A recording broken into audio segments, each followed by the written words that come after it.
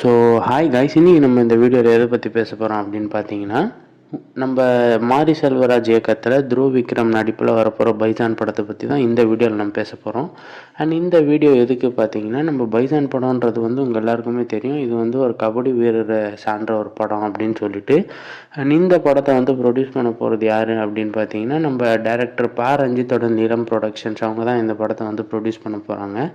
And இந்த படத்தை பார்த்தீங்கன்னா நம்ம மாரி செல்வராஜ் பயங்கரமாக செதுக்கி தான் எடுத்திருக்காரு அப்படின்னு சொல்லணும். அண்ட் இந்த படத்தை மே 1 ரிலீஸ் பண்ணலாம் அப்படின்னு சொல்லி பேச்சு போயிட்டுருக்கு. அண்ட் அது இன்னும் கன்ஃபார்ம் நியூஸ் ஆகலை. இன்கேஸ் அது கன்ஃபார்ம் ஆச்சு அப்படின்னா நம்ம ரெட்ரோ படத்தோட கிளாஷ் விடலாம் அப்படின்ற கான்செப்டில் தான் இருப்பாங்க பைஜான் டீம் அப்படியும்.